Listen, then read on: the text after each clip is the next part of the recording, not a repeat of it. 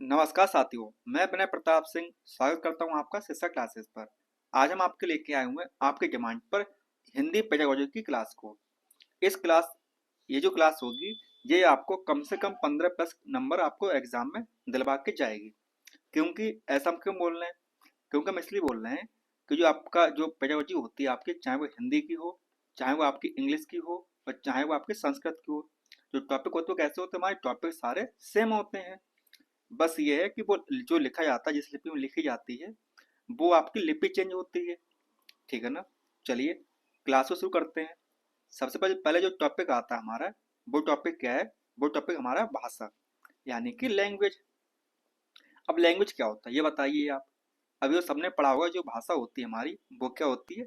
अपनी भाषा को बातचीत करना। ये भी क्या है? ये हमारी भाषा एक प्रकार की है, यानी कि अपने विचार को दूसरे के विचार के साथ में कन्वर्ट कर देना, यानी कि दूसरे को समझा देना उस चीज के बारे में। तो ये क्या, ये भी हमारी एक प्रकार की भाषा है हमारी। देखिए, अब भाषा के बारे में क्या लिखते हैं? हम लिखते हैं कि भाषा जो होती है हमारे विचारों को व्यक्त करने तथा दूसरे के विचारों को समझने का क्या है, एक साधन है। क्या है? अपने विचारों को बताना और दूसरे के विचारों को समझना, ये सब क्या है? भाषा है। केवल संप्रेषण का माध्यम ही नहीं, इसके कुछ अन्य प्रकार भी हैं। संप्रेषण बोले तो मतलब आपस में बातचीत करना, यानी कि कम्युनिकेट करना। क्या करना? कम्युनिकेट करना। तो ये सब क्या होता है? ये सब किस में आते हैं? ये आते हैं हमारे किस में? भाषा के अंदर आते हैं। ठीक है ना? देखिए, कुछ और विचार भी हैं। जैसे भाषा जो होती है विचारों के आदान प्रदान का एक क्या है? एक साधन है। एक प्रकार क्या है? ये हमारा एक प्रकार का साधन है हमारा। दूसरा पॉइंट हमारा है, भाषा सामाजिक जीवन को सार्थक करने के रूप में। जो भाषा होती है वो हमारी सामाजिक जीवन को क्या करती है? सार्थक करती है। क्या करती है? अच्छा बनाती है हमारा है। कि हमारे जो व्यवहार होते हैं आस पड़ोस के लोगों के साथ में, वो कैसे होते हैं? अच्छे होते हैं। अगर हम अच्छी भाषा का इस्तेमाल करेंगे, अगर गंदी भाषा का इस्तेमाल करेंगे तो वो कैसे हो जाएंगे? खराब हो जाएंगे। तीसरा पॉइंट हमारा है, भाषा ज्ञान प्राप्ति क्या है? एक साधन के रूप में। जैसे मान लीजिए, अगर आप कोई टीचर है, क्या है? आपका टीचर है और उसे अपनी क्लास को पढ़ाना है, तो क्या करेगा? अपनी क्लास को उसे पढ़ाना है, तो वो क्या करेगा? वो हमारे किसके इस्तेमाल करेगा? वो अपनी भाषा का इस्तेमाल करेगा। टीचिंग में क्या होता है? टीचिंग में भी आप क्या करते हो? भाषा का इस्तेमाल करते हो। और बच्चों को क्या मिलेगी? बच्चों को ज्ञान मिलेगा। किसके रूप में? भाषा के रूप में उसे मिलेगा। भाषा साहित्य, कला और संस्कृति और सभ्यता को विकसित करने में क्या करता है? सहायता प्रदान करता है। कौन? आपकी लैंग्वेज। किसमें? साहित्य में, कला में, संस्कृति में और सभ्यता में। पांचवा पॉइंट हमारा है, लिपि भाषा का लिखित रूप होती है। कोई भाषा हो उसे किस में लिखेंगे? हम लिपि के द्वारा लिखेंगे। किसके द्वारा लिखेंगे? लिपि के द्वारा लिखेंगे हम। उसके बाद में हमारा लास्ट पॉइंट है, भाषा जो होती है लिपि के बीच कोई निश्चित संबंध नहीं होता है। क्या नहीं होता है?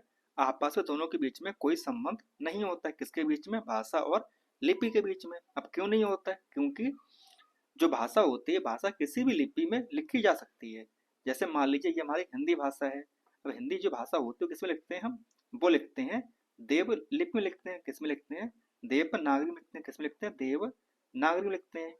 और वहीं पर अगर इसी हिंदी को हम किसमें लिखते हैं? इंग्लिश में लिख दें, तो क्या हो जाएगा? इसकी लिपि चेंज हुई है। क्या चेंज हुई है? हमारी लिपि चेंज हुई है। परंतु जो हिंदी है वो तो हिंदी का हिंदी रहा हमारा, है ना? इसलिए बोलते हैं कि जो हमारी भाषा और लिपि होती है के बीच में कोई भी अंतर नहीं होता है। कि मतलब कोई भाषा, एक भाषा किसी भी लिपि में लिखी जा सकती है। जो हमारी भाषा के जो भेद क्या होते हैं, देखिए, पहला भेद हमारा होता है लिखित भाषा, मौखिक भाषा और सांकेतिक भाषा। लिखित भाषा मतलब जिसे हम लिख के बताते हैं। मौखिक भाषा मतलब जैसे हम बोल के बताते हैं। और सांकेतिक भाषा मतलब वो जैसे हम संकेतों के द्वारा एक्सप्रेस करते हैं अपने आप को। इसमें आपके आगे जाती कौन सी? आपकी जो ब्रेल लिपि होती है वो आपकी आ जाती है, जिसमें संकेत के माध्यम से हम पढ़ते लिखते हैं। ठीक है ना? चलिए, हमारा आज का दूसरा टॉपिक क्या है? भाषा अर्जन, यानी कि लैंग्वेज एक्विजिशन। भाषा अर्जन, लैंग्वेज एक्विजिशन। भाषा को किस प्रकार से हम अर्जित कर सकते हैं? देखिए, यहाँ पे लिखा हुआ है, मनुष्य में जन्मजात क्षमता होती है, यानी कि जो बर्थ कैपेबिलिटी होती है किसकी? भाषा को अर्जित करने की। मनुष्य में जन्मजात क्षमता होती है भाषा को अर्जित करने की, जिसका प्रयोग करके मनुष्य वार्तालाप करना यानी कि आपस में बातचीत करना। जैसे आप अपने दोस्तों के साथ में बातचीत करते होंगे फोन पर या मतलब क्लास में, भाषा का सहज रूप से प्रयोग करना सीख जाते हैं। क्या करते हैं, आप शुरुआत में तो आप काफी बुरी तरीके से बातचीत करते हैं, पर धीरे धीरे आप जो उसकी प्रैक्टिस करते हैं तो आप उस भाषा पे क्या हो जाते हैं, अपनी पकड़ बना लेते हैं बिना किसी विशेष प्रयास के। तो इसे क्या बोलते हैं, इसे बोलते हैं भाषा अर्जन। क्या बोलते हैं, इसे बोलते हैं भाषा अर्जन। अगर कोई छोटा बच्चा होता है तो वो बच्चा अगर मतलब क्या होता है, शुरुआत में तो उससे मतलब काफी कठिनाई होती है बातचीत करने में, और एक टाइम ऐसा आता है कि वो मतलब बात करने में एक्सपर्ट हो चुका होता है। तो इसी बोलते हैं भाषा अर्जन। अब इसके मतलब कुछ तरीके होते हैं। ये कैसी होती है, ये होती है हमारी स्वाभाविक प्रक्रिया होती है। कैसी होती है, स्वाभाविक। ये आप ना चाह कर भी मतलब वो भाषा सीख जाएंगे जिस माहौल में आप रह रहे होते हैं।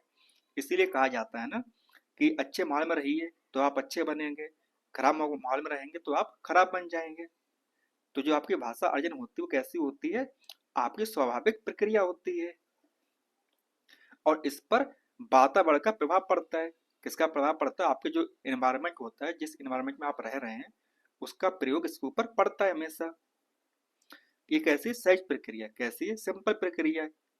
आप काफी आसानी से ये चीज सीख सकते हो हम, ठीक है ना। अचेतन या अवचेतन प्रक्रिया है, यानी कि इसके लिए आपको इनएक्टिव मतलब एक्टिव होने की जरूरत नहीं पड़ेगी। इसमें आप इनएक्टिव होकर भी इनएक्टिव होकर भी पढ़ाई मतलब कि समझ सकते हो। किसको, भाषा अर्जन को। अर्जन का संबंध मातृभाषा से होता है। अब भाषा अर्जन कौन सी होती है, आप उसी भाषा को मतलब अर्जित कर सकते हो काफी आसानी से जो आपकी कैसी हो, आपकी मातृभाषा हो, ठीक है ना। अब ऐसा नहीं है कि आप किसी अदर लैंग्वेज को आप काफी आसानी से मतलब सीख पाओगे, ऐसा तो नहीं होता है। अगर आपसे बोला जाए कि आप इंग्लिश लैंग्वेज को काफी आसानी से सीख जाइए तो आप नहीं सीख पाओगे काफी आसानी से, क्योंकि वो हमारी मातृभाषा नहीं है, ठीक है ना। ये कैसी होती है, ये हमारी अनौपचारिक होती है, यानी कि हमारी ये इनफॉर्मल होती है। कैसी होती है, इनफॉर्मल होती है। यानी कि इसके लिए हमको कहीं स्कूल जाने की जरूरत नहीं पड़ेगी, कोई सीखने की जरूरत नहीं पड़ती है। इसे हम आसानी से समाज से या वातावरण से सीख सकते हैं। किसको, कोई भाषा को हुई हो, लेकिन कैसे होनी चाहिए, वो हमारी मातृभाषा होनी चाहिए। देखिए यहाँ पे लिखा हुआ है मातृभाषा मतलब भाषा अर्जन किस वजह से होता है, ऐसा क्यों होता है। अब यहाँ पे लिखा हुआ है कि हमारे अंदर आंतरिक क्षमता होती है, यानी कि हमारे अंदर इनर कैपेबिलिटी होती है किसकी, भाषा को स्वाभाविक रूप से अर्जित कर लेना। किसके द्वारा, वातावरण के द्वारा। जैसे हमारे अंदर मतलब ये कैपेबिलिटी होती है अंदरूनी, कि मतलब हम जो वातावरण जहाँ पर रह रहे हैं वो भाषा को सीख जाना। जैसे सबसे पहले जो बच्चा होता है, पैदा होता है, तब से परिवार के वाले क्या करते हैं, उससे बातचीत करते हैं। क्या करते हैं, उससे बातचीत करते हैं। जैसे बच्चे को भाषा आती है, किंतु बच्चा ऐसे ही भाषा अर्जित करता है। किसके द्वारा, पर्यावरण से सुनकर, देखकर, बोलकर इत्यादि। अब होता क्या है कि जब बच्चा पैदा होता है तो लोग उसके पास जाते हैं, मुंह हिलाते हैं, बातचीत करते हैं, परंतु उस बच्चे को वो भाषा नहीं आती है। वो बस उस चीज को देखता है कि मतलब ये लोग क्या पागल तरह मतलब हमसे बातचीत कर रहे हैं। तो वो उनको देख के सीखता है। क्या करता है, वो सीखता है। जब वो सीखता है तो एक टाइम ऐसा आता है कि वो भी उनकी तरह मतलब बोलना शुरू कर देता है। इसलिए कहा जाता है कि छोटे बच्चों के सामने आप अच्छी भाषा का उपयोग करें। अगर आप खराब भाषा का उपयोग करेंगे तो एक टाइम ऐसा आएगा कि वो बच्चे मतलब उसी भाषा का उपयोग करेंगे और बाद में आप उसे उन्हें डांटेंगे और फिर वो आपकी बात नहीं मानेंगे। अब यहाँ पे लिखा होगा मातृभाषा क्या है। अब मातृभाषा क्या होती है ये तो सभी को पता होगा, परंतु इस बार हम आपको पढ़ा देते हैं कि मातृभाषा होती क्या है। किसी भी व्यक्ति के लिए भाषा जो पहला रूप होता है उसे क्या बोलते हैं, मातृभाषा बोलते हैं। यानी कि माँ की लैंग्वेज, मातृभाषा, जिसको बोलने में हमें कोई भी कठिनाई ना हो। अतः बच्चे के घर में बोली जाने वाली जो भाषा होती है उसे क्या बोलते हैं, मातृभाषा बोलते हैं। अब यहाँ पे लिखा हुआ है भाषा अर्जन एक ऐसी प्रक्रिया है। कौन सी प्रक्रिया है, बिल्कुल स्वाभाविक है। आप स्वाभाविक रूप से भाषा को अर्जित कर सकते हैं। कौन सी भाषा को, सिर्फ और सिर्फ मातृभाषा को। सामान्यतः जो बच्चा मातृभाषा का अर्जन परिवार से ही कर लेता है। क्या हो जाता है, सामान्यतः बच्चा जो होता है मातृभाषा का अर्जन परिवार से ही कर लेता है। स्कूल आने से पहले ही वे मातृभाषा में अपनी बात कहने व समझने में कैसे होते हैं, सक्षम होते हैं। जैसे कोई बच्चा जो होता है अपने घर से ही वो सीख लेता है वातावरण से कि मतलब उसके परिवार में किस प्रकार की भाषा बोली जा रही है। और जब वो स्कूल जाता है तो इतना तो बोलना सीख जाता है कि good morning sir, good morning ma'am, ये तो मतलब बच्चे को आ जाता है। और आपस में उससे कैसे बातें करनी ये सी मतलब बच्चा सीख के कहाँ पे जाता है, स्कूल में जाता है। और वो कौन सी भाषा सीख के जाता है, वो सिर्फ और सिर्फ अपनी मातृभाषा सीख के जाता है वहाँ पे। ठीक है ना। चलिए, तो आपका मातृभाषा समझ में आई आपको।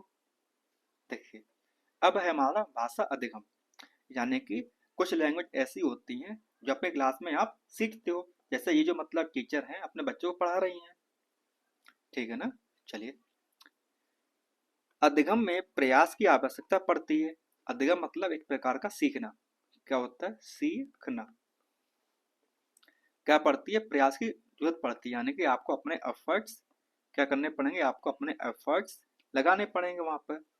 चेतन रूप से सीखी जाती, कैसे सीखी जाती, चेतन रूप से, यानी कि आपको आपको एक्टिव होना पड़ेगा उस चीज को सीखने के लिए। जैसे आप मैथ सीखते हो, साइंस सीखते हो ना, कैसे एक्टिव होकर, उसी प्रकार से कोई भी भाषा को आपको क्या करना पड़ेगा, सीखना पड़ेगा। नियम सीखने पड़ेंगे। क्या सीखने पड़ेंगे आपको, नियम सीखने पड़ेंगे, यानी कि रूल आपको याद करने पड़ेंगे। किताबें पढ़नी पड़ेंगी, यानी कि आपको जो क्या होगा, बुक्स को रीड करना पड़ेगा। क्या करना पड़ेगा, आपको किताबें पढ़नी पड़ेंगी। कौन सा सीखना पड़ेगा, मतलब वो किस प्रकार से उसमें ये दी गई हैं। शिक्षकों की जरूरत पड़ेगी, क्या पड़ेगी, आपको टीचरों की आवश्यकता होगी उस चीज को समझाने के लिए। अतः भाषा अधिगम कैसी एक औपचारिक प्रक्रिया, कैसी हमारी एक फॉर्मल लैंग्वेज है।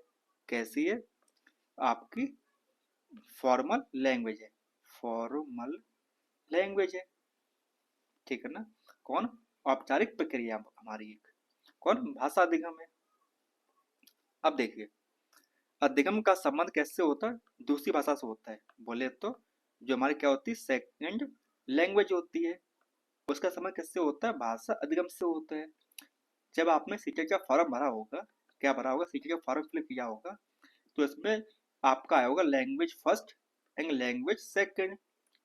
तो आपसे बोला जाता है ना कि आप लैंग्वेज वन में वो चूज करें जो आपको लैंग्वेज आती है, क्योंकि जो पेपर होता है लैंग्वेज वन का वो टफ आता है as compare to language second आपकी। ठीक है ना। तो जो लैंग्वेज वन होती है, क्या करते हैं मैक्सिमम बच्चे, क्या चूज करते हैं, आपकी हिंदी चूज करते हैं। क्या चूज करते हैं, हिंदी चूज करते हैं। जो बच्चे मतलब कि हिंदी राज्य में आते हैं वो बच्चे मतलब हिंदी चूज करते हैं, क्योंकि हिंदी क्या है, उनकी मातृभाषा है। क्या है, हिंदी उनकी मातृभाषा है उनके लिए, और उन्हें उसमें कोई कठिनाई नहीं होती है। और जो आपकी सेकंड लैंग्वेज होती है वो कौन चूज करते हैं, या तो आप संस्कृत चूज करते हैं या आप इंग्लिश चूज करते हैं। ठीक है ना। तो इसीलिए बोला जाता है कि जो आपकी भाषा अधिगम होता है वो किसके संबंध में होता है, वो होता है आपके सेकंड लैंग्वेज, यानी कि संस्कृत या इंग्लिश को। ये कैसी, ये हमारी चेतन प्रक्रिया, यानी कि इसमें आपको एक्टिव होकर सीखना पड़ेगा, प्रयास पूर्ण रहना पड़ेगा, यानी कि आपको अपने एफर्ट्स लगाने पड़ेंगे इस भाषा को सीखने के लिए। तो इससे क्या बोलेंगे, ऐसे बोलेंगे भाषा अधिगम। आपको औपचारिक माहौल चाहिए होगा, यानी कि आपको फॉर्मल जगह चाहिए होगी, जैसे कि आप क्या हुआ, स्कूल हो गया या आपका कोचिंग सेंटर हो गया। ये सब कैसे में आते हैं, ये सब आते हैं आपके फॉर्मल में आते हैं आपके। इस कारण क्या बोलते हैं कि भाषा अनुकरण एवं पुनर्बलन से सीखी जा सकती है, यानी कि बार बार उससे बोल कर या मतलब रिपीट कर करके वो चीज आप सीख सकते हो, किसको, लैंग्वेज को। ऐसा कौन बोलता है, ऐसा बोलते हैं हमारे स्किनर। अब बाइगोस्की सर क्या बोलते हैं, देखिए, बाइगोस्की सर बोलते हैं कि भाषा कैसी सामाजिक क्रिया द्वारा सीखी जा सकती है। किसके द्वारा, सामाजिक क्रियाओं द्वारा सीखी जा सकती है। यानी कि आप समाज में रहेंगे, आपस में बातचीत करेंगे, तो वहां से आप भाषा को सीख सकते हैं। क्या कर सकते हैं, आप वहां से भाषा को सीख सकते हैं। तो ये कहा था किसने, ये कहा था हमारे बाइगोस्की सर ने बोला था ऐसा। व्याकरण को संदर्भ में सिखाया जाना चाहिए, यानी कि जब आप सेकंड लैंग्वेज सीखते हो उसकी शुरुआत कहाँ से होती है, आपके व्याकरण से होती है। कहाँ से होती है, हमारे व्याकरण से होती है। पहले आपको क्या सिखाया जाएगा, पहले आपको रूल सिखाए जाएंगे, उसके बाद में आप धीरे धीरे करके मतलब उस चीज में आप एक्सपर्ट हो जाओगे। क्या हो जाओगे आप? एक्सपर्ट हो जाओगे। ठीक है ना?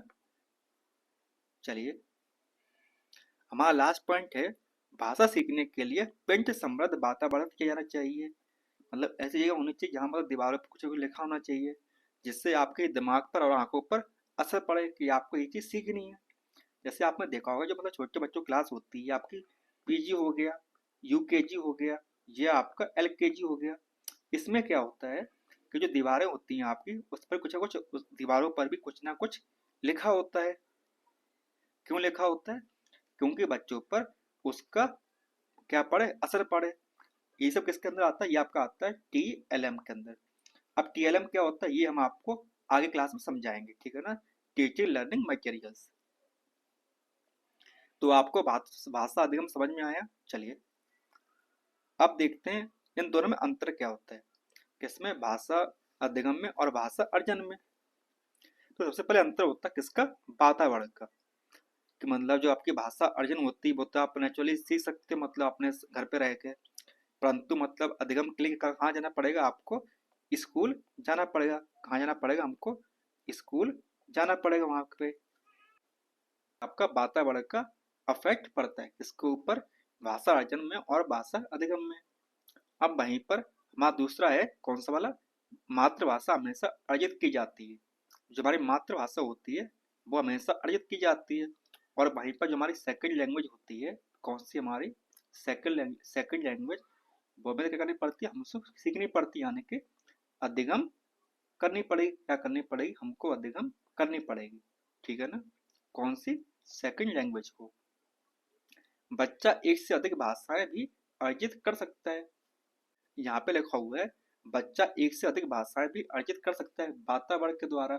अब यहाँ पर एक कुछ एक्सपेरिमेंट केस दिए हुए हैं, जैसे कि मान लीजिए कोई बच्चा है जो पहले कहीं पर रह रहा था, उसके बाद में वो की दूसरी जगह पे मतलब शिफ्ट हो गया, तो क्या उससे होगा? उससे मतलब दोनों जगह की लोकल लैंग्वेज उससे आती होगी। तो इसे बोलते हैं बच्चा एक ही बच्चा एक से अधिक भाषाओं भी अर्जित कर सकता है। ठीक है ना? अब देखते हैं लक्ष्य भाषा और मातृभाषा, टारगेट लैंग्वेज और मदर लैंग्वेज। अब इन दोनों में अंतर क्या होता है? अब मातृभाषा के बारे में तो आप जानते ही हैं। मातृभाषा क्या होती है? हमारी पहली भाषा होती है। हमेशा इसे अर्जित किया जाता है, यानी कि इसे सीखने के लिए हमें स्कूल में जाने की आवश्यकता नहीं पड़ती है। वहीं पर जो हमारी लक्ष्य लैंग्वेज होती है, टारगेट लैंग्वेज, वो क्या होती है? वो हमारी दूसरी भाषा होती है। और इसके लिए क्या करना पड़ेगा? इसे हम स्कूल जाना पड़ेगा। कहाँ जाना पड़ेगा? हमें स्कूल जाना पड़ेगा उसे सीखने के लिए हमको। तो ये होती है हमारी लक्ष्य भाषा और मातृभाषा। देखिए, एनसीए बोलता है इसके बारे में, क्या बोलता है कि एनसीए भी कहता है कि बच्चे को प्राथमिक स्तर पर बच्चे की मातृभाषा का प्रयोग करने के दो, ताकि बच्चा स्वाभाविक रूप से और सरल प्रक्रिया से सीख सके। जो मतलब प्राथमिक स्कूल जो बच्चे होते हैं उन्हें उनकी भाषा की किताबें अवेलेबल होनी चाहिए, जिससे क्या हो? बच्चा स्वाभाविक मतलब अच्छे तरीके से और सिंपली तरीके से वो चीज़ सीख पाए। अब बहुत से पेरेंट्स ऐसे होते हैं जो कोशिश करते हैं मतलब बच्चे को इंग्लिश मीडियम में डालने का। कहाँ पर? इंग्लिश मीडियम स्कूल में डालने का। अब होता क्या है कि उन बच्चे को इंग्लिश तो आती नहीं है, इंग्लिश आती नहीं है, तो जिसकी वजह से वो बच्चे अपना होमवर्क नहीं कर पाते हैं। फिर उनके पेरेंट्स क्या करेंगे? उनके पेरेंट्स बच्चे की लगवा देंगे कोचिंग। क्या लगवा देते हैं? कोचिंग लगवा देते हैं। जब कोचिंग लगवा देते हैं तो बच्चे को क्या होता है, जो उसकी जो उम्र होती है किसकी, खेलने कूदने की, तो वो खेल कूद नहीं पाते हैं, जिसकी वजह से उनका जो डेवलपमेंट होता है, इसका डेवलपमेंट, ये आपने सीजीपी में पढ़ा होगा। किसे पढ़ा होगा आपने? सीजीपी में पढ़ा होगा आपने कि मासिक ग्रोथ से ज़्यादा क्या जरूरत होती है? आपकी फिजिकल ग्रोथ भी होती है आपकी, तो वो आपकी नहीं हो पाती। किसकी? आपकी फिजिकल ग्रोथ आपकी नहीं हो पाएगी। तो ये सब तो होता है कहाँ पर? यहाँ पर। तो इसीलिए जो हमारा एनसीएफ होता है वो क्या बोलता है कि बच्चे को उसकी मातृभाषा में क्या देना चाहिए? किताबें देनी चाहिए, जिससे वो स्वाभाविक रूप से सीख पाए और सरल प्रक्रिया के द्वारा वो सीख पाए। बच्चे को स्वयं को अभिव्यक्त करने देने किसमें, अपनी मातृभाषा में। बच्चे को स्वयं को अभिव्यक्त करने देने चाहिए अपनी मातृभाषा में। आगे लिखा हुआ है, मातृभाषा का जो प्रयोग होता है करने की बजाय से बच्चे की जो भाषा में क्षेत्रीय भाषा का प्रभाव हो सकता है। कैसा होता है, मातृभाषा में क्या होता है, बच्चा क्षेत्रीय भाषा का उपयोग कर लेता है। अब कुछ जगह पर क्या होता है, सड़क को मतलब सड़क बोलते हैं, तो इसका असर बच्चे की भाषा पर पड़ता है। तो बच्चा भी क्या करेगा, बच्चा भी हमारा सड़क को सड़क बोलेगा। यह कैसा एक स्वाभाविक बात है। कैसी बात है, यह हमारी एक स्वाभाविक बात है। हम मातृभाषा जिसे मदर टंग बोलते हैं और बहुभाषिक का यानी कि मल्टीलिंगुअलिज्म को स्वीकार करते हैं किसमें, अपनी कक्षा में, कि बच्चा मतलब अलग अलग भाषाओं के बच्चे आकर वहां पर पढ़े। तो ये सब होता है कौन, ये सब बोल रहा कौन बोल रहा, ये बोल रहा हमारा NCF, national national curriculum framework बोल रहा हमारा। अब भाषा के विविधता के रूप के बारे में जानते हैं कि मतलब जो हमारी भाषा होती है मदर लैंग्वेज, वो क्या होती है। भाषा का पहला रूप क्या है, हमारी मातृभाषा है। जो भाषा हम सबसे पहले सीखते हैं वो कौन सी होती है, वो हमारी होती है मातृभाषा। कौन सी भाषा होती है, वो हमारी होती है मातृभाषा। अब देखते हैं राष्ट्रभाषा। देखिए, भारत की जो नेशनल लैंग्वेज है वो कोई सी भी लैंग्वेज नहीं है। संवैधानिक तौर पर हिंदी जो है भारत की क्या है, राष्ट्रभाषा नहीं है। वो कौन सी, वो हमारी राजभाषा है, यानी कि कौन सी हमारी ऑफिशियल लैंग्वेज है, ना कि नेशनल लैंग्वेज। हिंदी हमारी है ऑफिशियल लैंग्वेज। कैसी हमारी ऑफिशियल लैंग्वेज है। 1963 में ऑफिशियल लैंग्वेज जो एक्ट हुआ था 343 फर्स्ट के तहत हिंदी जो है भारत की क्या है, एक राजभाषा है। क्या है, हमारी हिंदी एक राजभाषा है। मानक जो भाषा शिक्षा व कार्यालय प्रयोग की भाषा है। कैसी है, जो हमारे सरकारी काम काज होते हैं वहां पर हिंदी का इस्तेमाल होगा, क्योंकि भारत में जो मतलब मेजोरिटी ऑफ पीपल हैं हमारे, उनको हिंदी भाषा काफी अच्छी तरीके से आती है। तो इसीलिए हिंदी क्या, हमारी हिंदी हमारी एक राजभाषा है। ठीक है ना। तो आप कमेंट करके बताइएगा किस आर्टिकल के तहत मतलब इसको हिंदी को शामिल किया गया था। चलिए अब देखते हैं भाषा सीखने के चरण। होता क्या है, समझ क्या, छोटा बच्चा है, फिर बस थोड़ा सा बड़ा हुआ, फिर उससे बड़ा हुआ, फिर उससे भी ज्यादा बड़ा हुआ। तो उसी प्रकार से जब 6 सप्ताह का बच्चा होता है, 6 वीक का, तो क्या करता है, वो हमारा कूकना शुरू कर देता है। यानी कि उस पर क्या करता है, वो कुकिंग करता है। क्या करता है, कुकिंग करता है। उसके बाद में जब वो 6 महीने का हो जाता है तब वो बड़बड़ाना शुरू कर देता है। क्या करता है, वो बबलिंग करना शुरू कर देता है हमारा 6 महीने का बच्चा। और जब वो 1 साल का हो जाता है तो वो एक आध शब्द बोलना शुरू कर देता है। 1 वर्ड स्टेज पर होता है वो। उसके बाद में जब वो 18 से 24 महीने का हो जाता है, यानी कि 1.5 से लेकर 2 वर्ष का जब बच्चा हो जाता है, तब वो टेलीग्राफिक या 2 शब्द का इस्तेमाल करके शब्द बोलना सीख जाता है। और जब वो 2 साल से 4 साल के बीच का हो जाता है तब वो लंबे लंबे वाक्य बोलना शुरू कर देता है हमारा बच्चा जो भी होता है। ठीक है ना। जो 6 महीने का बच्चा होता है वो हमारा कुकड़ा शुरू कर देता है। उसके बाद में जब 6 महीने का हो जाता है वो बहलाना शुरू कर देता है। 1 साल का बच्चा एक आध शब्द बोलना शुरू कर देता है। जब वो 1.5 से 2 साल का हो जाता है तब वो 2 से ज्यादा शब्द बोलना शुरू कर देता है। और जब वो आखिरी में 2 साल का हो पाता है तब वो लंबे लंबे शब्द बोलना शुरू कर देता है। अब ये जो सीक्वेंस है मैक्सिमम बच्चों में ऐसा ही होता है, परंतु अगर मतलब 2 साल का बच्चा बोल नहीं पा रहा है तो वो थोड़ा थोड़ा धीरे धीरे करके मतलब बोलना शुरू कर देगा। देखिए, हमारे थे एक प्रोफेसर स्मिथ। कौन थे, प्रोफेसर स्मिथ के अनुसार जो हमारा 1 साल का बच्चा है वो 3 शब्द बोलना शुरू कर देता है। और 2 साल के बच्चे के अंदर इतने 272 शब्दों की ज्ञान होता है उससे। और वहीं पर जब बच्चा 5 साल का हो जाता है तो वह 2072 शब्दों का उसके पास क्या होता है, शब्दकोश होता है। तो ऐसा मानना था किसका, प्रोफेसर स्मिथ का मानना था ऐसा, कि 1 साल का बच्चा 3 शब्द और 2 साल का बच्चा 272 शब्द और 5 साल का बच्चा 2072 शब्द का क्या था, उसके पास ज्ञान था।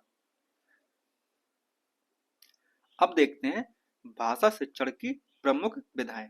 कौन कौन सी विधाएं हैं, मतलब आप किस तरीके से बच्चों को समझा सकते हैं। सबसे पहले आता है व्याकरण विधि, दूसरे नंबर पे आती है हमारी व्याकरण अनुवाद विधि, प्रत्यक्ष विधि, सम्मिश्रण विधि, संप्रेषण विधि और आगमन विधि, और आखिरी में निगमनात्मक विधि। जो आपकी आगमन विधि और निगमन विधि होती है हमारी, वो कैसी है आपकी, काफी इंपॉर्टेंट है। आपके एग्जाम में बहुत बार सवाल जो आए हैं वो कहाँ से पूछे गए, वो हमारे यहाँ से सवाल आपके एग्जाम में आए हुए हैं, ठीक है ना, किसके, आगमन विधि और निगमन विधि के साथ में। परंतु ऐसा नहीं है कि आप जो बच्चों हमारे जो हैं आपके, ये आपके जो मेथड्स हैं उसको आप पढ़ के ना जाएं, इसको भी आपको पढ़ के जाना है, ठीक है ना। क्या पता आपके एग्जाम में ये वाले यहाँ से सवाल आपके एग्जाम में आ जाए। तो चलिए एक एक करके मतलब इन विधियों को बारे में जानते हैं हमें। देखिए सबसे पहले हमारा आता है कौन सा, व्याकरण विधि आती है, कौन सी आपकी, ग्रामर मेथड आता है आपका। देखिए इसमें क्या होता है, इस विधि के अंतर्गत अन्य भाषा के नियमों को कुछ शब्दों के साथ सिखाया जाता है और याद कराया जाता है। क्या होता है, जो अदर लैंग्वेज होती हैं उनको अपनी जो मतलब कि ग्रामर के हिसाब से उन्हें उन चीज़ों को समझाया जाता है।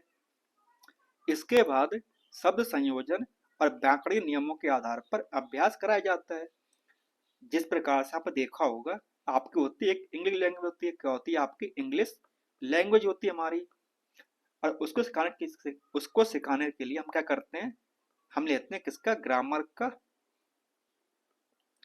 सहारा लेते हैं। तो क्या करते हैं, सबसे पहले हम क्या सिखाएंगे बच्चों को, टेंस सिखाएंगे कि राम घर जाता है, राम गोज टू होम। उसके बाद में धीरे धीरे करके मतलब उससे प्रैक्टिस करवाएंगे, तब जाके बच्चा जो होता है इंग्लिश लैंग्वेज का एक्सपर्ट बन पाता है। तो ये इसे क्या बोलते हैं, इसे बोलते हैं व्याकरण विधि। क्या बोलते हैं, व्याकरण विधि बोलते हैं। अब आते हैं व्याकरण अनुवाद विधि। इन दोनों में ज्यादा अंतर नहीं है, बस थोड़ा सा अंतर है। क्या है, थोड़ा सा ही डिफरेंस है। देखिए यह जो विधि है 19वीं शताब्दी के अंत, कब, 19वीं शताब्दी यानी कि जो आपकी 19th सेंचुरी थी उसके अंत तक परंपरागत या ट्रेडिशनल मेथड और मान्य विधि के रूप में प्रचलित रही। कब हुई थी, 19वीं शताब्दी में। इसमें क्या था, व्याकरण और अनुवाद दो विधियां परस्पर संयोजित थी। क्या थी, आपके ग्रामर की जो आपकी ग्रामर और ट्रांसलेशन क्या थी, आपस में मिक्सअप थी। किसमें, व्याकरण और अनुवाद विधि में।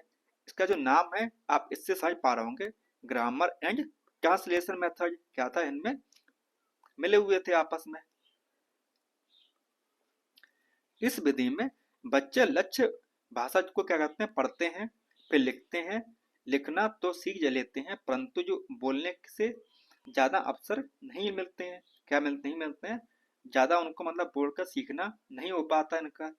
इसलिए जो बच्चे इस प्रकार के जो सिखाया जाता है, इसमें बच्चों को मतलब ज्ञान तो होता है, जैसे मतलब बच्चों को टेंस का ज्ञान तो है, आपको काल का ज्ञान तो है उससे, कि प्रेजेंट इंडेफिनिट टेंस क्या होता है, पास्ट इंडेफिनिट टेंस क्या होता है। परंतु जब बात करने की बात आती है किसकी, आपकी स्पीकिंग की बात आती है, तो बच्चा ये काम नहीं कर पाता है। और फिर वो क्या करेगा, आपके क्या करता है, इंग्लिश स्पीकिंग कोर्स लेता है। क्या लेता है, आपका इंग्लिश स्पीकिंग कोर्स लेगा जाके मार्केट में जाके। तो ये सब किस में आता है, ये आता है आपका व्याकरण अनुवाद विधि में। इस विधि में बच्चे की मातृभाषा के अनुवाद के माध्यम से लक्ष्य भाषा सिखाई जाती है। क्या सिखाई जाती है, जो उसकी मातृभाषा होती है उसका ट्रांसलेशन करके क्या किया जाता है, सिखाया जाता है। तो ये तो हो गई आपकी व्याकरण अनुवाद विधि। अब देखते हैं हमें प्रत्यक्ष विधि यानी कि डायरेक्ट मेथड। हमने क्या किया, जैसे होता ना एक जो शब्द है डायरेक्ट मतलब सीधा साधा, ये आपने सीधे तरीके से समझा दिया। यहाँ पे लिखा हुआ है व्याकरण अनुवाद विधि की अनेक सीमाओं के कारण प्रत्यक्ष विधि का क्या हुआ, अभी भाव हुआ, यानी कि शुरुआत हुई किसकी, आपकी डायरेक्ट मेथड की शुरुआत हुई। क्योंकि जो आपका व्याकरण अनुवाद विधि था उसमें क्या थी, कुछ आपकी लिमिटेशंस थी। क्या थी आपकी लिमिटेशंस थी, जिसकी वजह से आपका डायरेक्ट मेथड का क्या हुआ, शुरुआत हुई। इसे मौखिक वार्तालाप विधि भी कहा जाता है। क्या कहा जाता है, कि आप मुंह से आपस में क्या कर रहे हैं, बातचीत कर रहे हैं। जैसे आप हिंदी में बात कर रहा है व्यक्ति, तो आप हिंदी में बात करें आपस में एक दूसरे के साथ में, और अगर इंग्लिश में कर रहा है तो एक दूसरे के साथ में इंग्लिश में बात करें। तो ये किस में आता है, ये आपका आता है डायरेक्ट मेथड में आता है, प्रत्यक्ष विधि में आता है। इस विधि में शिक्षार्थियों की जो मातृभाषा की मध्यस्थता के बिना अन्य भाषा सिखाई जाती है। अब इसमें क्या है कि जो आपकी मदर लैंग्वेज है उसका इस्तेमाल किए बिना आपको नई भाषा सिखाई जाती है। क्या सिखाई जाती है आपको, आपके मदर लैंग्वेज का इस्तेमाल किए बिना। इस विधि में बच्चे की मातृभाषा का उपयोग नहीं कर दिया जाता है, केवल लक्ष्य भाषा को आधार बनाया जाता है कि जो आपकी टारगेट लैंग्वेज है बस आप वही सीखें, और जो आपकी मदर लैंग्वेज है उसका इस्तेमाल किए बिना। तो ये सब किस में आता है, ये आपका आता है प्रत्यक्ष विधि में आता है, डायरेक्ट मेथड में आता है। चलिए अब पढ़ते हैं किसको, सम्मिश्रण विधि। अब इसमें क्या, इसमें सब लिखा हुआ है मिश्रण, क्या लिखा हुआ है, मिश्रण सब लिखा हुआ है। इसका मतलब क्या होता है, इसका मतलब होता है मिक्सचर, कि दो तीन चीजों का क्या है, ये एक प्रकार का मिश्रण है। इस विधि के अंतर्गत भाषा शिक्षण की जो प्रक्रिया की क्या होती है, व्यवहारिक पक्षों का सम्मिश्रण होता है। बोले तो इस विधि के अंतर्गत भाषा शिक्षण की प्रक्रिया के व्यवहारिक पक्षों का क्या होता है, मिश्रण होता है। मतलब जो आप ग्रामर और साथ में आप जो व्यवहारिक पक्ष है उसका क्या होगा, मिश्रण होगा आपका। इस सम्मिश्रण विधि में शिक्षक भाषा शिक्षण के विभिन्न उद्देश्यों के अनुरूप और शिक्षण प्रक्रिया के विभिन्न चरणों पर किसी भी विधि का चयन कर सकते हैं। जैसे मान लीजिए अगर टीचर ने आपको ए से ये सिखाया, एक से बी कहाँ पे कितना जाना है, तो इसमें उसने किसी और तरीका इस्तेमाल किया, और बी सी में उसे यहाँ पे जाना है, तो इसमें उसने किसी और तरीका इस्तेमाल किया। तो इसे बोलते हैं मिश्रण विधि बोलते हैं, यानी कि अलग अलग चरण पर उसने, अध्यापक ने अलग अलग मेथड्स का इस्तेमाल किया। तो ये किसमें आएगा, ये आपका आता है सम्मिश्रण विधि के अंतर्गत आता है आपका। चलिए अब देखते हैं संप्रेषण परक विधि, बोले तो कम्युनिकेटिव मेथड। अब इसमें आपको नाम समझ में आ रहा होगा, क्या लिखा होगा, ये लिखा हुआ वहां पे संप्रेषण परक कम्युनिकेटिव, यानी कि आपस में बातचीत करना। प्रत्यक्ष विधि की प्रक्रिया को शुद्ध बनाते हुए संप्रेषण परक विधि का क्या हुआ था, विकास हुआ था। यानी कि जो आपकी डायरेक्ट मेथड था उसको और बेहतर बनाने के लिए आपका जो कम्युनिकेटिव मेथड था उसका क्या हुआ थी, उसकी शुरुआत हुई थी। भाषा प्रयोग सीखने में ही भाषा क्या होती, संरचना सीखना है। तो जब आप मतलब भाषा का इस्तेमाल सीखते हो तो उसी टाइम पे आप मतलब उसकी ग्रामेटिकल चीज होती है वो भी आप सीख जाते हो। यह स्वाभाविक रूप से भाषा के प्रयोग पर बल देती, किस पर देती है, आपका उसका कितना करें उपयोग कर पाए, कितना आप उसको मतलब स्पीक कर पाए, बोल पाए। संप्रेषण के माध्यम से भाषा सिखाई जाती है। बोले तो आपस में बातचीत करके वो लैंग्वेज सिखाई जाती है, किसमें, संप्रेषण संप्रेषण परक विधि में, कम्युनिकेटिव मेथड में क्या होता है कि इसमें बातचीत करके मतलब भाषा को सिखाया जाता है। तो ये सब किसमें आता है, ये सब आता है आपका कम्युनिकेटिव मेथड में आता है। अब आते हैं आपके फेवरेट मेथड के ऊपर, आगमन विधि के ऊपर। अब इसमें क्या है, इस विधि में मतलब आप जो टीचर होगा वो क्या करेगा, वो अपने पहले क्या करेगा, पहले वो क्या देगा, अपने बच्चों को एग्जाम्पल देगा, और उसके बाद में नियम सिखाएगा, क्या सिखाएगा आपको, बाद में रूल सिखाएगा। कि पहले आपने मतलब एग्जाम्पल दे दिया कि अगर आपको मतलब क्या पढ़ाना है, एक पहले मान लीजिए अगर आपको मतलब वो पढ़ाना है, क्या पढ़ाना है आपको, पढ़ाना है सॉलिड पढ़ाना है, क्या पढ़ाना है आपको, ठोस पढ़ाना है।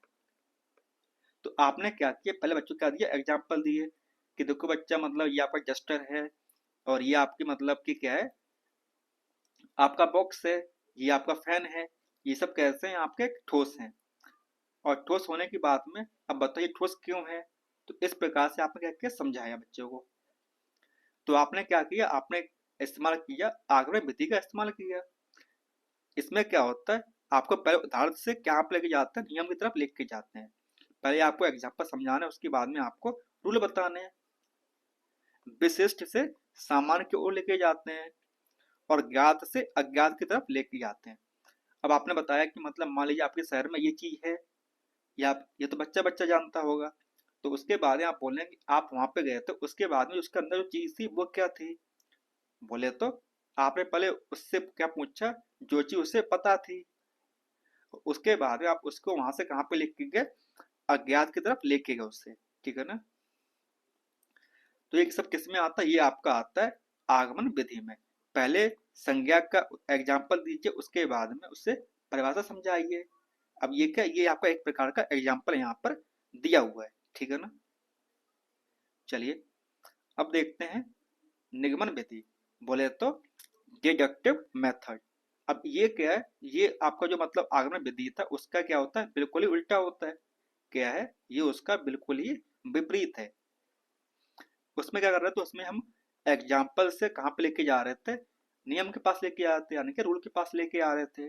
और इसमें क्या होता है, इसमें हम क्या करते हैं, रूल से कहाँ लेके जाते हैं, इसको लेके जाते हैं रूल से एग्जाम्पल की तरफ लेके जाते हैं, नियम से उदाहरण की ओर लेके जाते हैं, और सामान्य से विशेष की ओर लेके जाते हैं। यहाँ पे एक एग्जाम्पल दिया हुआ कौन सा, कि पहले परिभाषा बताना, फिर उसके बाद में उसको एग्जाम्पल बताना और प्रश्न को हल करवाना। ये सब किस में आता है, ये आपका आता है निगमन विधि, बोले तो डिडक्टिव मेथड के अंदर आता है ये सब चीजें आपकी।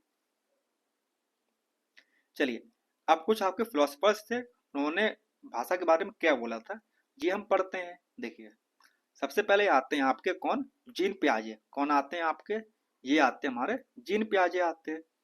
अब जीन पियाजे सर ने क्या बोला था, इन्होंने बोला था कि भाषा को संज्ञानात्मक विकास के लिए बहुत महत्वपूर्ण नहीं माना गया है। इन्होंने क्या किया था कि जो मतलब जो भाषा होती है उसको सीखने के लिए इतना इम्पोर्टेंस नहीं दिया था। अब प्याजे साहब के मतलब जो विचार थे उस पर क्या थे, जीन प्याजे मानते थे कि पहले क्या आया था, हमारा विचार आया था, उसके बाद में भाषा आई थी। बोले तो व्यक्ति के अंदर क्या आता है, दिमाग में पहले उसके विचार आते हैं, उसके बाद में उन विचारों को एक्सप्रेस करने के लिए वो भाषा का क्या लेता है, सहायता लेता है अपने आप को एक्सप्रेस करने के लिए। ये कहना था किसका, जीन प्याजे सर का बोलना था, कि पहले उसके दिमाग में विचार आते हैं और उसके बाद में वो भाषा बोलता है। जीन प्याजे ने कहा था कि विचार से भाषा आती है, क्या आती है, विचार से क्या आती है, भाषा आती है। और विचार भाषा को क्या करते हैं, सुनिश्चित करते हैं। क्या करते हैं, विचार भाषा को सुनिश्चित करते हैं। ये कहना था किसका, ये कहना था हमारे प्याजे सर का कहना था। अब देखते हैं हमारे लेव वाइगोस्की सर क्या बोलते हैं। इनका बोलना क्या था, देखिए बालक भाषा अपने परिवेश में अंतःक्रिया करके क्या करता, सीखता है। यानी कि आपस में क्या करते हैं, इंटरेक्ट करते हैं, एक दूसरे साथ में मतलब कि बातचीत करते हैं, इससे बच्चा सीखता है। ये बोलना था किसका, लेव वाइगोस्की सर का बोलना था। इनके अनुसार जो निजी भाषा होती है, प्राइवेट स्पीक, बालक के संज्ञानात्मक विकास में क्या करती है, सहायता करती है। अगर आपने छोटे बच्चे देखे होंगे तो वे करते हैं, वो अपने आपस में मतलब खुद ही मतलब बोलते हैं, मतलब अपने अगर वो मतलब अकेले होंगे तो मतलब अकेले होने के बाद ही मतलब खुद से बात करते हैं, तो उससे बोलते हैं प्राइवेट स्पीच। और जो निजी भाषा होती है उससे क्या होता है, बच्चा अपने संज्ञानात्मक विकास में क्या करती है, उसकी सहायता करती है। ये बोलना था किसका, लेव वाइगोस्की सर का बोलना था। इनके हिसाब से क्या था, ये बोलते थे कि मानव भाषा मानव का क्या है, सर्वश्रेष्ठ यंत्र है, जिसके द्वारा हम ज्ञान का निर्माण कर सकते हैं, समझ सकते हैं और समझा सकते हैं। वाइगोत्स्की सर का बोलना था कि लैंग्वेज का हमारा एक टूल है, जिसके द्वारा हम मतलब अपने जो ज्ञान है उसको बढ़ा सकते हैं, उसका निर्माण कर सकते हैं और उस ज्ञान को एक से दूसरी जगह पर पहुंचा सकते हैं। किसके द्वारा, भाषा के द्वारा। लेव वाइगोत्स्की सर का एक सिद्धांत था कौन सा वाला, सामाजिक सांस्कृतिक सिद्धांत। ये आप लोगों ने सीजीपी में पढ़ा होगा, तो उसके बारे में हमें आपको यहाँ पर नहीं बता रहे हैं, क्योंकि ये जो क्लास है वो किसकी है, वो आपकी हिंदी पेडागोजी क्लास है। किसकी, आपकी हिंदी पेडागोजी की क्लास है आपकी। ठीक है ना। इसमें उन्होंने एक चीज और दिया था, अंतरीकरण, बोले तो इंटरनलाइजेशन, बोले तो बालक बाहरी वातावरण के अवलोकन को अपने भीतर क्या करता है, आत्मसात करके सीखता है। कि मतलब जो आपके वातावरण में जो हो रहा है आपके एनवायरनमेंट में, वो अपने अंदर लेके आता और फिर उसी साथ में सीखता है। यह संज्ञानात्मक विकास व भाषा दोनों का क्या है, सहायता करती है। इससे क्या होता है कि बच्चा जो होता है उनका संज्ञानात्मक यानी कि दिमाग का जो डेवलपमेंट होता है वो भी होता है, और भाषा का भी क्या होता है, विकास होता है। इस तरीके से बच्चा जो होता है उसके दोनों प्रकार के क्या होते हैं, विकास होते हैं। लेव वाइगोत्स्की के सिद्धांत के भाषा में 3 महत्वपूर्ण पक्ष थे। कौन कौन से थे? सबसे पहले था हमारा सामाजिक वाक, निज वाक और आंतरिक मौन वाक। Social social speak speech, private speech और साइलेंट इंटरनल स्पीच। जैसे जो आपके जो बच्चे थे 2 से छोटी उम्र के, वो क्या करते थे, वो हमारे सोशल सोशल स्पीक करते थे। उसके बाद में यहाँ पे लिखा हुआ था, वाइगोत्स्की के अनुसार शुरुआती सालों में जो भाषा और विचार होते हैं कैसे होते हैं, एक दूसरे के साथ में कैसे होते हैं, स्वतंत्र होते हैं, परंतु एक समय के बाद मिल जाते हैं। वाइगोत्स्की कहते थे क्या, कि पहले जो भाषा और विचार है हमारे, ये दूसरे के हैं, स्वतंत्र हैं, अलग अलग हैं, परंतु एक टाइम के बाद में क्या होते हैं, एक दूसरे के साथ में मिल जाते हैं। ये कहना था किसका, वाइगोत्स्की सर का कहना था हमारे। अब देखते हैं नोम चॉम्स्की सर क्या बोलते थे। इनका बोलना था कि प्रत्येक बालक भाषा सीखने की क्या होती, जन्मजात शक्ति होती है, के साथ में पैदा होता है। बोले तो innate ability to acquire language.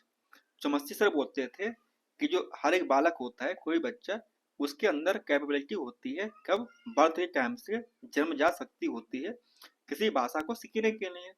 इन्होंने बोला था innate ability to acquire language, जिसे भाषा अर्जन यंत्र बोले तो एलएटी कहा था। क्या बोला था उन्होंने, भाषा अर्जन यंत्र बोला था। बोले तो लैंग्वेज एक्विजिशन डिवाइस। क्या बोला था उन्होंने बोला था लैंग्वेज एक्विजिशन डिवाइस। किसको, भाषा अर्जन यंत्र को बोला था कि इसके साथ में जो बच्चा होता है पैदा होता है। विश्व की सभी भाषाएं एक ही मूल व्याकरण, जिसे बोलते हैं यूनिवर्सल ग्रामर, के से संबंध है, जिसे समझने में भाषा अर्जन यंत्र हमारी सहायता करता है। इनका मानना था कि जो सभी भाषाएं हैं हमारी दुनिया की, विश्व की, उनमें क्या जो व्याकरण होते कैसे होते, एक समान होती है, और उनको समझने के लिए जो हमारा लैंग्वेज एक्विजिशन डिवाइस होता है, वो क्या होता है, हमें हेल्प करता है इसकी। भाषा अर्जन यंत्र एलएजी 5 साल के तक ज्यादा सक्रिय होता है। कैसा होता है, ज्यादा हमारा एक्टिव होता है, और उसके बाद में एक्टिव तो रहता है पर इतना एक्टिव नहीं होता है। आपने देखा होगा जितनी सरलता से मतलब जो छोटा बच्चा सीख जाता है, उतनी आसानी से एक बड़ा वयस्क व्यक्ति नहीं सीख पाता है।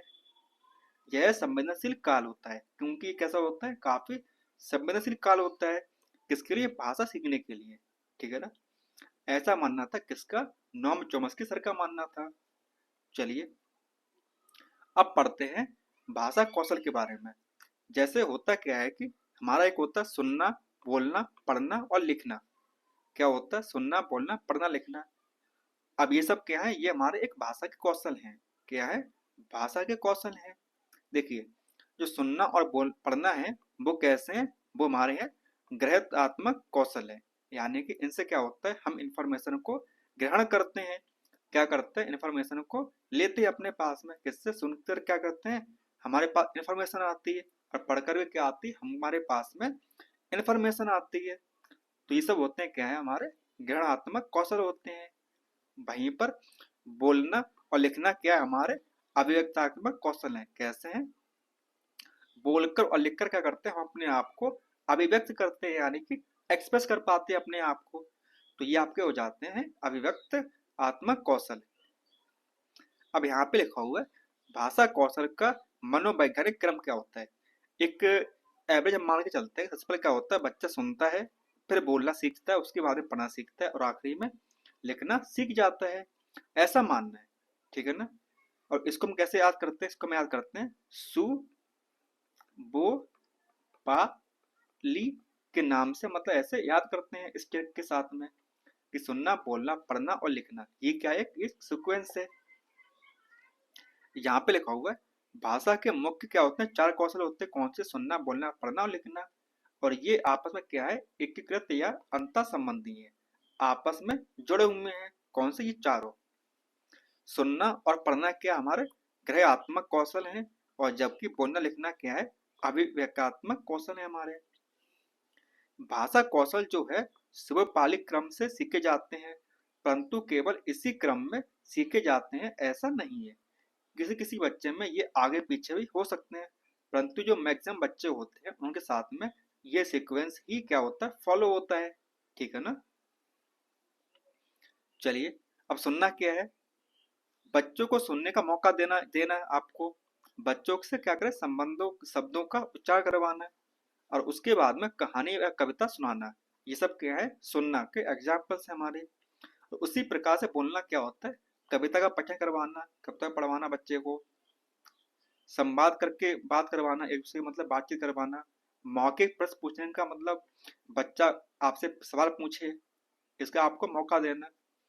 बच्चों से किसी भी विषय पर टिप्पणी करने को कहना, कि बच्चे आपस में किसी विषय पर क्या करें, टिप्पणी करें, यानी कि आपस में डिबेट करें, बातचीत करें। अब आते हैं किसके ऊपर, पढ़ने के ऊपर।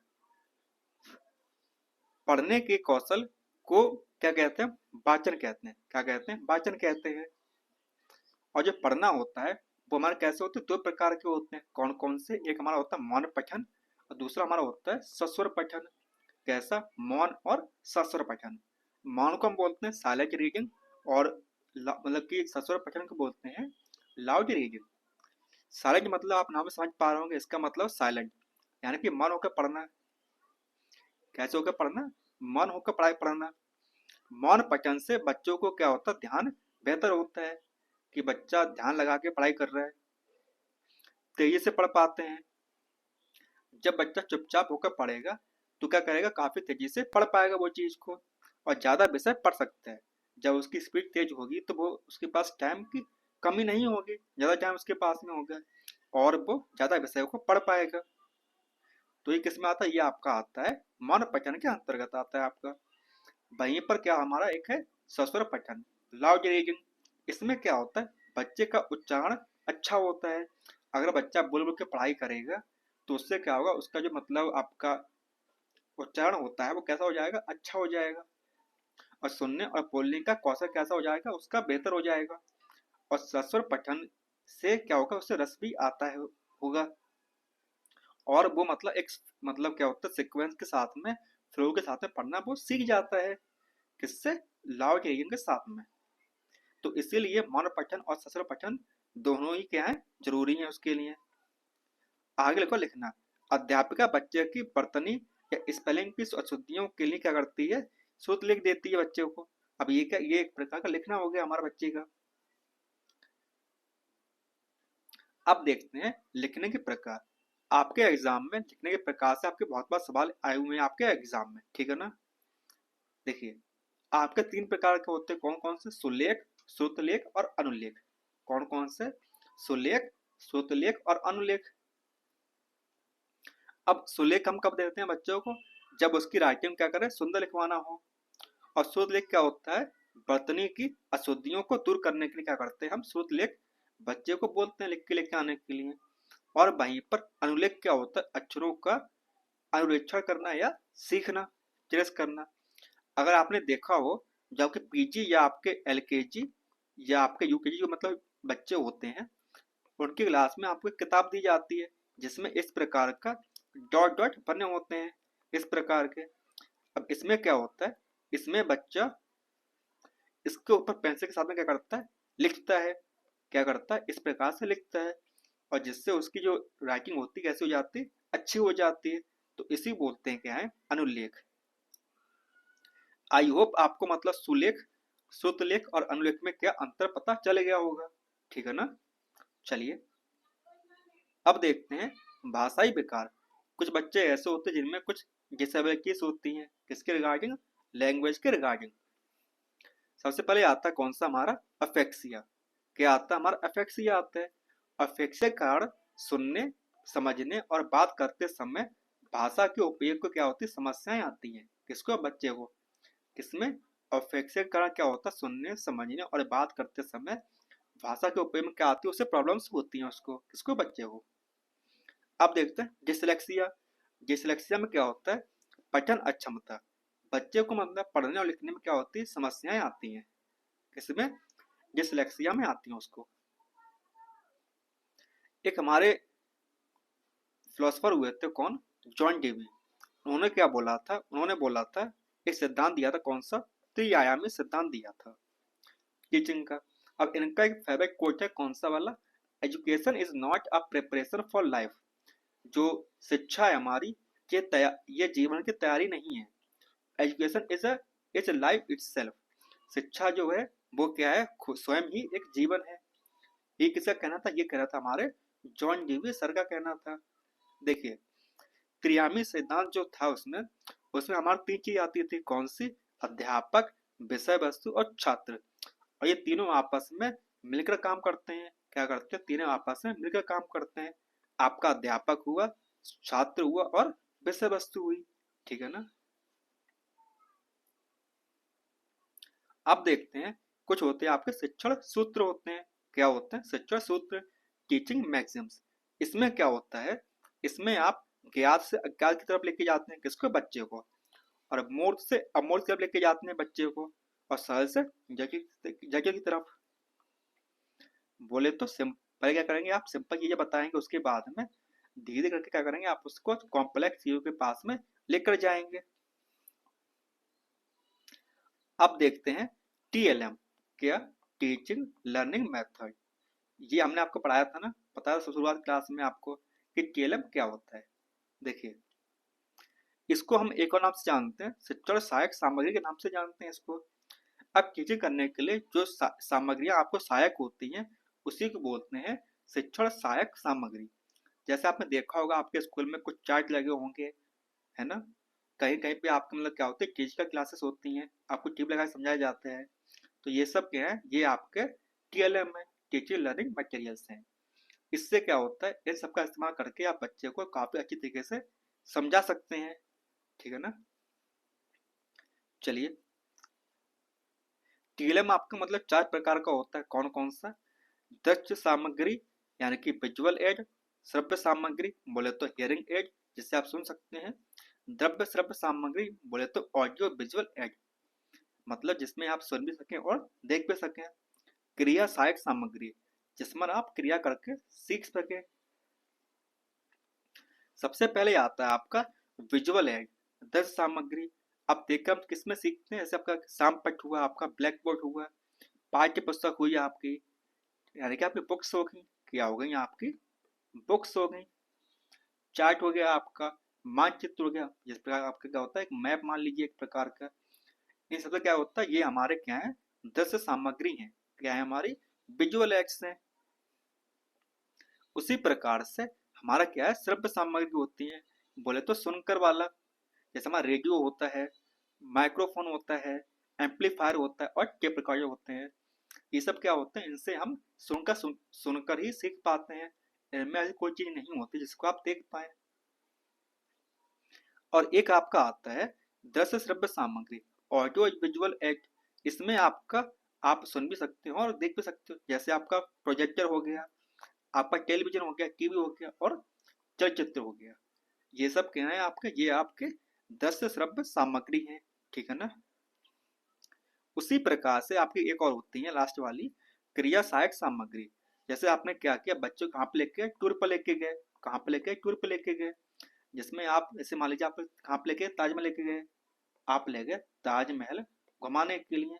अब आप वहां पर लेके जाएंगे तो बच्चा वहां पर सीखेगा, कुछ ना कुछ सीखेगा कि ताजमहल किसने बनवाया था, कब बना था। तो ये सब किसमें आता है? ये सब आता है आपको क्रिया सहायक सामग्री में। तो अब देखते हैं आगे। आगे हमारा है मूल्यांकन एवं उपचारात्मक शिक्षण, कि आप मूल्यांकन कब करते हो और उपचारात्मक कब करते हो। देखिए, मूल्यांकन एक ऐसी निरंतर चलने वाली प्रक्रिया है। क्या होती है? मूल्यांकन हमारी कब चलती है? हमेशा चलती रहती है। जिससे शिक्षण शिक्षक टीचर जो होता है, छात्र के ज्ञान व सीखने की जो प्रक्रिया होती है उसे क्या करते हैं? आकलन करता है। क्या करता है कि बच्चे ने कितना सीखा और कब कब सीखा, इसका आकलन कौन करता है? टीचर करता है। और इसी को बोलते हैं क्या है? इसी को बोलते हैं मूल्यांकन बोलते हैं। देखिए, जो हमारा मूल्यांकन होता है उसके दो प्रकार होते हैं, कौन कौन से? आकलन और मापन। क्या होता है हमारा? असेसमेंट और मेजरमेंट। देखिए, हमारा आकलन क्या होता है? आकलन हमारा होता है असेसमेंट। यह आकलन में यह देखते हैं कि बच्चा कैसे सीखता है, मतलब बच्चा किस प्रकार सीख पा रहा है। इसे बोलते हैं आकलन करना। और वहीं पर मेजरमेंट क्या होता है, मापन में यह देखते हैं कि बच्चे ने कितने प्रतिशत सीखा, यानी कि उसके कितने नंबर आए, इसको बोलते हैं मापन। आकलन व मापन जो है वो क्या है, दोनों ही मूल्यांकन का क्या है, हिस्सा है हमारे, किसके, मूल्यांकन के हिस्से हैं। तो आपको मतलब समझ में आ गया होगा कि आकलन क्या होता है और मूल्यांकन क्या होता है। चलिए, अब हमारी दो चीजें होती हैं, कौन कौन सी, निदानात्मक परीक्षण परीक्षण और उपचारात्मक परीक्षण, जैसे कि डायग्नोस्टिक टेस्ट और रिमेडियल टीचिंग। जैसे आप जाते हो किसके पास में, डॉक्टर के पास में, तो वहां पर क्या होता है, सबसे पहले क्या करता है डॉक्टर, आपको चेक करता है। क्या करता है, आपको चेक करता है। उसके बाद में आपको दवाई देता है। क्या देता है, आपको मेडिसिन देता है। क्या देता है, हमको मेडिसिन देता है। उसी प्रकार से क्या होता है, टीचर सबसे पहले डायग्नोस करता है, मतलब देखता है कि बच्चे को वो चीज़ समझ में आई कि नहीं आई। और जब उसे लगता है कि वो चीज़ समझ में नहीं आई, तो क्या करता है, उसका उपचार करता है, यानी कि उसे दोबारा समझाता है। चलिए, यहाँ पे लिखा हुआ है निदानात्मक परीक्षण। इसमें क्या होता है, जब शिक्षक छात्रों की जब शिक्षक छात्रों को किसी विषय में कार्य करने को देता है और उसमें छात्र असफल या कठिनाई अनुभव करता है, तो छात्र की असफलता व कठिनाई के पीछे का कारण जानना ही क्या हो, निदान कहलाता है। तो ये क्या बोलते हैं, इसे बोलते हैं निदान कहलाना बोलते हैं। कि मान लीजिए आपने बच्चों को होमवर्क दिया और बच्चे वो नहीं कर पाया, उसे कठिनाई महसूस हो रही है, तो आप ये चेक करेंगे कि बच्चे को ऐसी प्रॉब्लम क्यों हो रही है। उसके बाद में आता क्या, उपचारात्मक शिक्षण आता है। जब शिक्षक बच्चों की कमियों को दूर करके दोबारा से शिक्षण करवाता है, तो उससे क्या बोलते हैं, उपचारात्मक शिक्षण बोलते हैं। ठीक है ना। तो उसको चेक करने के बाद में उसे क्या क्या प्रॉब्लम्स हो रही हैं, उसको सही करता है, तो इसे बोलते हैं रिमेडियल टीचिंग बोलते हैं। अब नोट में हमारा लिखा हुआ क्या, कि निदान के बाद ही क्या करते हैं, हम उपचारात्मक शिक्षण करते हैं। क्या होता है, सबसे पहले क्या करते हैं, निदान करते हैं, उसके बाद में उसे दवाई देते हैं। अब कुछ मतलब ऐसे चेक परीक्षक होते हैं, कौन कौन से, सबसे पहले हमारा आता है किसका, उपलब्धि परीक्षा आता है। उसके बाद दक्षता परीक्षा और अभिरुचि परीक्षा आती है हमारी। देखिए, सबसे पहले हमारा है उपलब्धि परीक्षण है। इसमें क्या होता है कि इस परीक्षा का प्रमुख उद्देश्य यह अनुमान लगाना होता है कि शिक्षण कार्यक्रम में शिक्षार्थी ने क्या सीखा। बोले तो बच्चे ने क्या सीखा, जब उसे सिखाया गया, भाषा कौशलों को कहाँ तक सीख पाया है, और उनके आधार पर भाषा का प्रयोग किस हद तक उपयुक्त ढंग से कर पाया है। तो बोले तो मतलब टीचर जितना सिखाया है, बच्चे वो चीज़ सीख पाई है कि नहीं सीख पाई है, और अगर वो चीज़ सीख ली है तो वो उसको कितना अप्लाई कर पा रहा है। ये सब कैसे में आता है, इसे आता है आपका उपलब्धि परीक्षण में, इस चीज़ को हम चेक करते हैं। ठीक है ना। वहीं पर अब देखते हैं दक्षता परीक्षा। इसमें क्या होता है, इसमें यह जाना जाता है कि शिक्षार्थी शिक्षक शिक्षण विषय को कहाँ तक समझ पाया है, और भाषा कौशलों में उसकी दक्षता या प्रवृत्ता का स्तर क्या है, कितना है उसका, मतलब कितना सीख पाया और वो कहाँ तक सीख सकता है। इसको बोलते हैं दक्षता परीक्षा बोलते हैं। अब आते हैं अभिरुचि परीक्षा के ऊपर। बोले तो एप्टीट्यूड टेस्ट।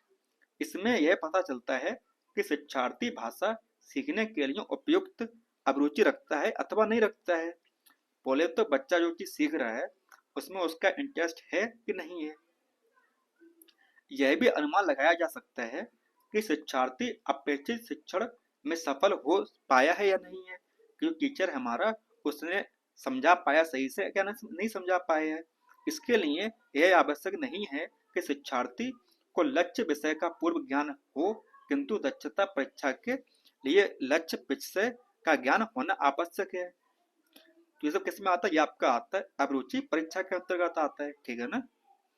तो आपको एक तीनों चीज आपको समझ में आ गई, उपलब्धि परीक्षण, दक्षता परीक्षा और अभिरुचि परीक्षा आपकी। अब कुछ हमारे स्किल्स होते हैं, कौन कौन से, हमारे जो मेन स्किल कौन से होते हैं, आपको सुनना बोलना होता है। और उसके बाद क्या करते हैं हम, दोबारा से री इन्फॉर्समेंट स्किल कौन सी होती है हमारी, वो होती है बोलना और लिखना होता है। अब देखते हैं बहुभाषिकता क्या होती है। मल्टीलिंगुअलिज्म क्या होता है, बोले तो एक जगह पर बहुत सारे मतलब लोग जो अलग अलग प्रकार की भाषाओं का इस्तेमाल कर रहे हैं। एनसीएफ बहुभाषिता को संसाधन मानता है, क्या मानता है, एक साधन मानता है। कौन, हमारा एनसीएफ। एनसीएफ बोले तो नेशनल करिकुलम फ्रेमवर्क, क्या होता है हमारा, नेशनल करिकुलम फ्रेमवर्क, ठीक है ना। बहुभाषा का मतलब होता है एक ही कक्षा में कई भाषा बोलने वाले बच्चे होना, कि मतलब बच्चे हैं वो अलग अलग प्रकार की भाषाएं बोल रहे हैं। बहुभाषी कक्षा में बच्चे की मातृभाषा को संसाधन के रूप में क्या करते हैं, हम प्रयोग करते हैं। अब अलग अलग प्रकार के बच्चे हैं जहाँ पर वो भिन्न भिन्न प्रकार की भाषा जानते हैं, तो हम क्या करेंगे, उनकी मातृभाषा में समझाएंगे। तो जिससे क्या होगा, जो मेजोरिटी ऑफ बच्चे होंगे वो एक भाषा में वो चीज समझ पाएंगे। और टीचर को भी क्या होगा, टीचर को भी ज्यादा मतलब एफर्ट जाने की जरूरत नहीं पड़ेगी।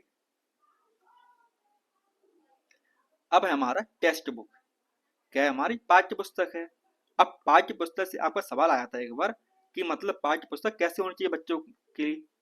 देखिए, जिस प्रकार किस क्लास का बच्चा होता है उसको उसी प्रकार की क्या देनी चाहिए, आपको किताब देनी चाहिए। देखिए, कई संसाधनों में से एक संसाधन है, लेकिन यह एकमात्र संसाधन नहीं है। किताबें जो हैं वो बहुत सारे साधनों में से मतलब जहाँ से आपको नॉलेज मिलती है उनमें से एक साधन है, लेकिन एकमात्र साधन नहीं है कि आपको मतलब ज्ञान सिर्फ और सिर्फ किताबों से ही मिलेगा, ऐसा नहीं है। आपको और भी जगहों से ज्ञान मिल सकते हैं, परंतु किताब जो है एक ज्ञान का क्या है, ज्ञान का क्षेत्र है जहाँ से आपको ज्ञान मिल सकता है।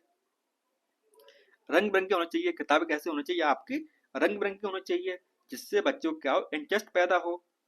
आसान भाषा में होनी चाहिए, बोले तो उस भाषा में होनी चाहिए जिस भाषा मतलब बच्चा पढ़ रहा है, यानी कि उसकी मातृभाषा में होनी चाहिए। व्यवहारिक ज्ञान पर आधारित होनी चाहिए, जो उसका व्यवहारिक ज्ञान होता है उस पर आधारित होनी चाहिए वो किताबें। बच्चे के स्तर के अनुरूप होनी चाहिए, कि मतलब जिस क्लास का बच्चा है उस क्लास की पुस्तकें उसको मिलनी चाहिए। अब ऐसा ना हो कि मतलब क्लास फर्स्ट का बच्चा है और आप उसको मतलब क्लास एक की किताब पकड़ा दें। अब क्या होगा, उसमें बच्चों को समझ में नहीं आएगा, क्योंकि बच्चे का जो दिमाग है इतना डेवलप नहीं हो पाया है। तो बच्चे के स्तर के हिसाब से उसे किताबें देनी चाहिए। तो ये सब हुआ आपके टेक्स्ट बुक के बारे में, यानी कि पाठ्य पुस्तक के बारे में हो गया आपका। चलिए अब देखते हैं त्रिभाषा सूत्र के बारे में। किसके बारे में, त्रिभाषा सूत्र के बारे में। बोले तो चाइल्ड लैंग्वेज, आपके जो 3 लैंग्वेज होती हैं उसके बारे में, ठीक है ना। देखिए 1964-66 में कोठारी आयोग बना था उसके द्वारा त्रिभाषा सूत्र क्या था, संकल्पना दी गई कि मतलब जो हमारी पढ़ाई होगी वो कैसी होगी, त्रिभाषा में होगी। बोले तो 3 आपकी लैंग्वेज होंगी, कितनी होंगी आपकी, 3 लैंग्वेज होगी, पहली लैंग्वेज, दूसरी लैंग्वेज, तीसरी लैंग्वेज। अब जो हमारी पहली लैंग्वेज होगी वो कैसी होगी, के रूप में मातृभाषा या क्षेत्रीय भाषा का उपयोग होगा। क्या होगा, पहली भाषा के रूप में मातृभाषा या क्षेत्रीय भाषा को पढ़ाया जाएगा। आपकी मातृभाषा या तो हिंदी हो सकती है या कोई मातृभाषा आपकी हो सकती है।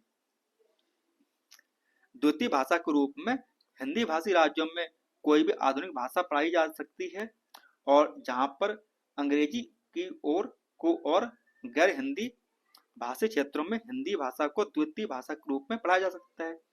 बोले तो जो स्टेट, हमारे जो राज्य हैं जो हिंदी वाले हैं, कौन से वाले, हिंदी राज्य वाले हैं, उनको सेकंड लैंग्वेज में आप या तो इंग्लिश पढ़ा दें, इंग्लिश या इसके अलावा कोई और लैंग्वेज पढ़ा दें। परंतु जो स्टेट ऐसे हैं जहाँ पर हिंदी नहीं बोली जा रही है, हिंदी हमारी नहीं बोली जा रही है, तो वहाँ पे आपकी सेकंड लैंग्वेज होगी वो कौन सी होगी, आपकी हिंदी होनी चाहिए, ठीक है ना। कि मतलब जो आपके जैसे साउथ के स्टेट होते हैं वहाँ पर सेकंड लैंग्वेज वो कौन सी होनी चाहिए, आपकी हिंदी होनी चाहिए, ठीक है ना। ये किसका बोलना था, ये बोलना था त्रिभाषा सूत्र का बोलना था। तृतीय भाषा के रूप में हिंदी भाषी तथा गैर हिंदी भाषी दोनों राज्यों में अंग्रेजी या कोई भी ऐसी आधुनिक भाषा, भारतीय भाषा जिसे द्वितीय भाषा के रूप में ना पढ़ाया गया हो। तीसरी भाषा ऐसी भाषा होनी चाहिए जो सेकंड लैंग्वेज में ना पढ़ाई गई हो, कोई भी तीसरी लैंग्वेज होनी चाहिए। अब 3 भाषा को हमने क्यों चुना, क्योंकि जो आपकी 3 लैंग्वेज होंगी जिससे मतलब कोई व्यक्ति मतलब पूरी दुनिया में जाकर भी घूम सकता है और उससे कोई भी कठिनाई नहीं होगी। इसलिए त्रिभाषा सूत्र का उपयोग किया गया हमारे यहाँ पे। चलिए अब कुछ हम सवाल करते हैं जो आपके इंपॉर्टेंट क्वेश्चन है, कौन से हमारे इंपॉर्टेंट होंगे, ठीक है ना। चलिए अब देखते हैं, हमारा है पहला सवाल, कौन सा है, फर्स्ट क्वेश्चन है, एक शिक्षिका है बच्चे के काम को एक फोल्डर में डालती है, जैसे लेखन के नमूने हुए चित्र और कहानियां आदि, और उन्हें आकलन के इस्तेमाल में करती है। देखिए कोई भी चीज हम लिख रहे हैं और उसका आकलन कर रहे हैं, क्या करें, उसका आकलन कर रहे हैं, तो वो क्या होगा, वो हमारा होगा पोर्टफोलियो। क्या होगा, वो हमारा होगा क्या, पोर्टफोलियो होगा हमारा, ठीक है ना। अब देखते हैं क्वेश्चन नंबर 2, यहाँ पे लिखा हुआ है एक बहुभाषिक कक्षा वह है, कौन सी कक्षा वह है, जिसमें शिक्षार्थी प्रथम भाषा के वैविध्य रूप बोलते हैं, शिक्षक शिक्षार्थियों की भाषा जानते हैं, शिक्षार्थियों को अनेक भाषाओं में पढ़ाया जाता है, प्रत्येक शिक्षार्थी 2 भाषाओं से अधिक भाषा जानते हैं। तो कौन सा होता है, ये होता है आपका कौन सा वाला, ये वाला, शिक्षार्थी प्रथम भाषा के वैविध्य रूप बोलते हैं, यानी कि जो आपकी मदर टंग होती है, कौन सी आपकी मदर लैंग्वेज, उसके अलावा कुछ ही बोलते हैं, ठीक है ना। तो इसका आपका हो जाएगा ऑप्शन नंबर ए हमारा करेक्ट आंसर। अब देखते हैं क्वेश्चन नंबर 3 हमारा, उपचारात्मक शिक्षण उन शिक्षार्थियों के लिए है जिन्होंने, किन के लिए है, तो ये है प्रकरण को नहीं समझ सकते हैं और समस्या समाधान का सामना नहीं कर पाते हैं, और बच्चों के लिए है जो मतलब सही से समझ नहीं पाते या उन्हें कोई कठिनाई होती है। तो इसका आपको हो जाएगा ए वाला। अब है क्वेश्चन नंबर 4 हमारा, क्या है कि एक शिक्षिका पहले अपने शिक्षार्थियों को क्या कर रही है, काल के नियम समझा रही है, क्या समझा रही है, पहले वो नियम समझा रही है बच्चों को, उसके बाद में वर्तमान काल, भूतकाल, भविष्य काल बता रही है, क्या कर रही है, उसके बाद में हमारे भूतकाल, भविष्य काल और वर्तमान काल के बारे में बता रही है, और क्या क्या मतलब उसने काल समझाया था बच्चों को। तो वे किसका अनुगमन कर रही हैं, मतलब वो किस विधि का उपयोग कर रही हैं, तो किसका कर रही हैं, वो कर रही हैं निगमन उपागम का इस्तेमाल कर रही हैं। सबसे पहले उन्होंने क्या किया, नियम बता दिया, उसके बाद में उन्होंने उसके एग्जाम्पल उदाहरण बता रही हैं जाकर आगे जाके। क्वेश्चन नंबर 5 हमारा क्या है, निम्नलिखित में से कौन सा कथन सही नहीं है, हमको ये बताना है कौन सा सही नहीं है। तो इसमें आपका हो जाएगा बी वाला हमारा करेक्ट नहीं है, क्योंकि लेखन कौशल को बोलने के कौशल से पहले विकसित करना चाहिए। बोले तो लेखन कौशल जो है बोलने के कौशल से पहले होना चाहिए, जबकि कैसा होता है, बोलना हमारा पहले होता है, उसके बाद में लिखना होता है। अकॉर्डिंग टू जो हमारा सुबह पाली हमने सुना था, सुबह पाली याद किया था हमने, उसके हिसाब से क्या था, सबसे पहले हम क्या करते थे, बोलना सीख रहे थे, उसके बाद में लिखना हमारा लास्ट में था, ये था ना। तो इसका आपका हो जाएगा बी वाला हमारा क्या है, गलत है। प्रत्येक बच्चा वाक्य के विन्यास संबंधी नियमों के साथ लैस होता है, जिसे सार्वभौमिक व्याकरण कहते हैं।